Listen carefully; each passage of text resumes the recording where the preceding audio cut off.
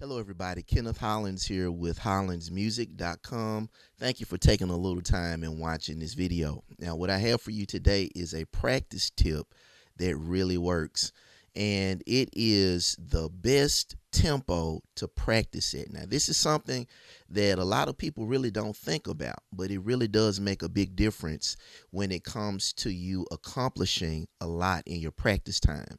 And so this practice tip, I call it practicing on the edge. Okay, let me explain it like this.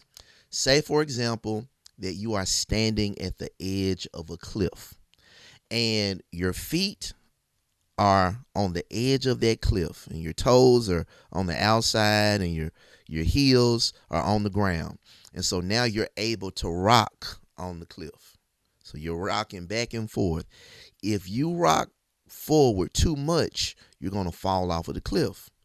But if you lean back too much, you're not going to be rocking. And the goal is to be rocking on the cliff back and forth without falling. And so I'm using that analogy because that is similar to how you should practice as it relates to your speed. In other words, you want to find the speed that is not so fast that you're making a lot of mistakes. It's almost like you're falling over. Neither do you want to have a speed that's so slow to where there's no challenge. You want that challenge in there. You want that stretch to be in there when you're practicing. That's what causes you to get better and to grow. But you don't want to practice at a speed that is so fast that you're constantly messing up and you're making all of these mistakes. But you want to find the sweet spot. That place where you're able to rock, and if you lean forward any more, you're gonna fall, and that perfect spot to where it's a challenge, but it's not so hard to where you're messing up a lot. That is a great place to practice in terms of your speed. So if you're trying to learn a song, try to find that speed.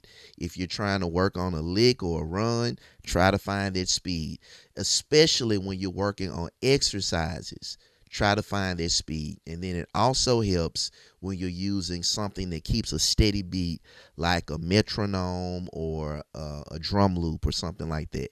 Turn that metronome on and find that place where you're on the edge. If you go any faster, you're going to be messing up a lot.